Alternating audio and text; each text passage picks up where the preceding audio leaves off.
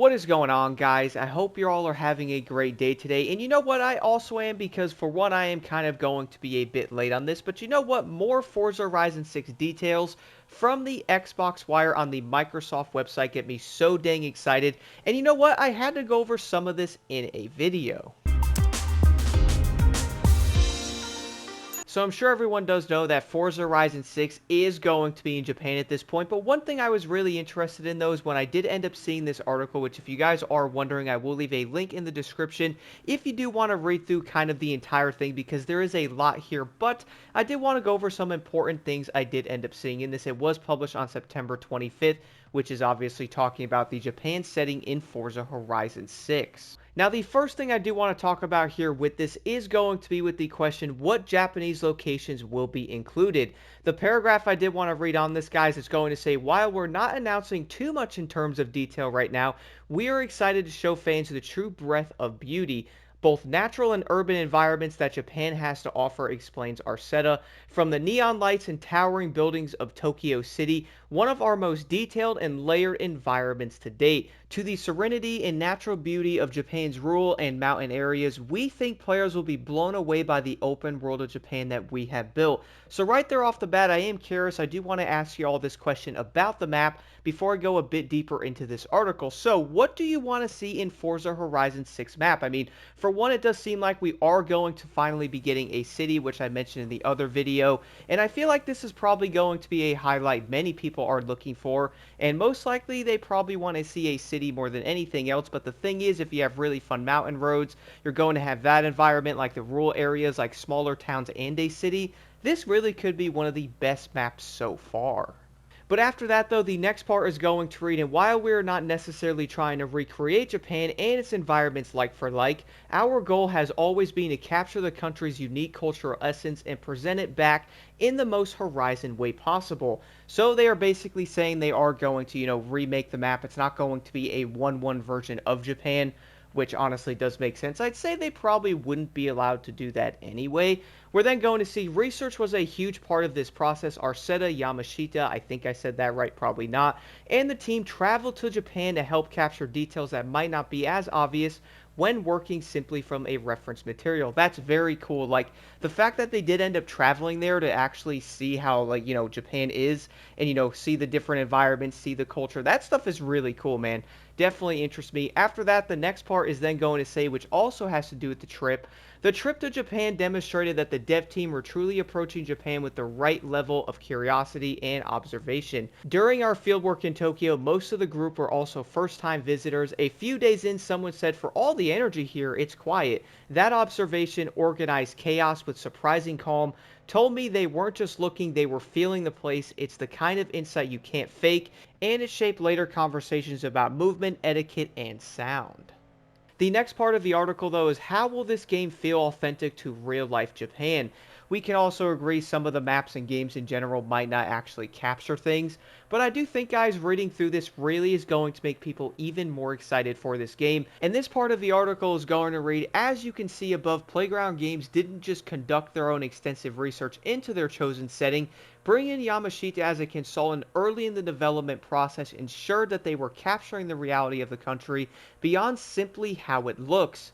As an expert in Japanese culture and lifelong car enthusiast, Yamashita brings a hugely valuable perspective that is being applied throughout the development. It means that beyond stunning landscapes, the tiniest details of Japan life have been observed, poured over, and included. Honestly, guys, this sounds absolutely amazing. The fact that they're going to bring this person in shows you how much they're going to really try to make this map authentic, but not just going to go, "Oh, look, it's Japan." No, like, you're going to look and be like, "Yo, this really is showing the culture and different things about it," and honestly, it just really does sound great.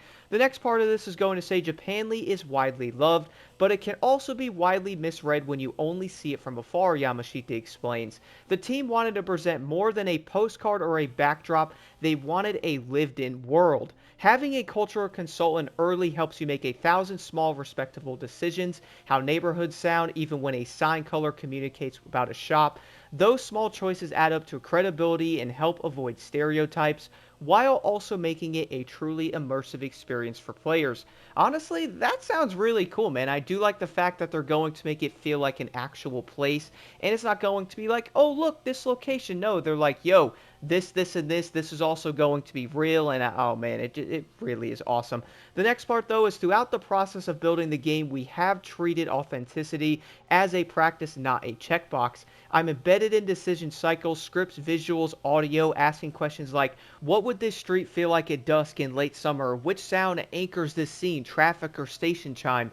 That's also going to be a really cool piece of detail. I feel like this game's probably going to blow people away. Like, just from the looks of this article, it kind of feels like they actually care. Isn't that kind of insane?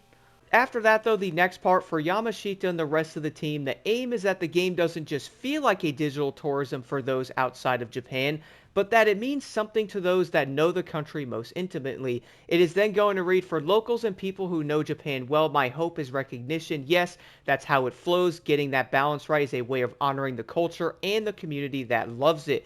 It really will feel like the first time trip to Japan for players who have never been. We even hope that it might inspire some folks to have a real life world visit, which for me it kind of does, because I've always been interested in going to Japan, so who knows, this might make me want to do it even more.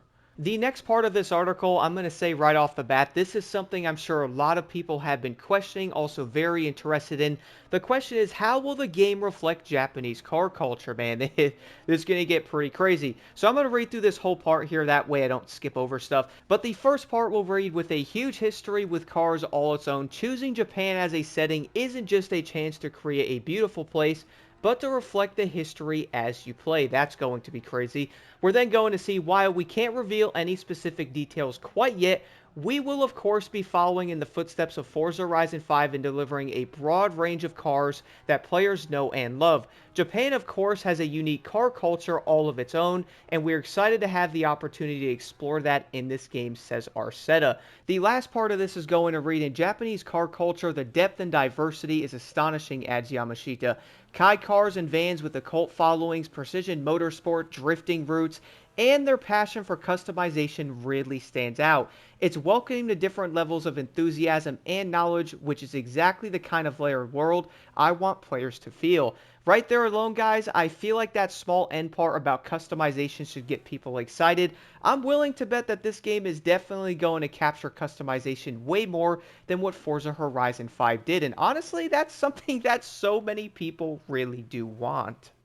And then for the last part of the article I did want to go over here, the question on this is, will Forza Horizon 6 include changing seasons? This is then going to read, since Forza Horizon 4, Playground has been developing open worlds that can change as you play, with true-to-life seasons that fundamentally alter the setting around you. Japan features some of the most well-known beautiful seasonal changes in the world: sweltering summers, snowy winters, and of course the iconic Sakura season. Those precious weeks where cherry blossoms bloom across the country. And I have seen photos of that, and my goodness, it looks absolutely beautiful. We are then going to have Horizon players will be well acquainted with the seasonal changes as a core part of the experience, says Arceta. For Japan, seasonal changes have a dramatic impact on the landscape and playable world, but also hold a deeper cultural meaning for the country and its culture. That right there really does interest me so much. I can't wait to see how they capture this. The next part says, as such, in Forza Horizon 6, seasonal changes aren't just about changing how the game looks,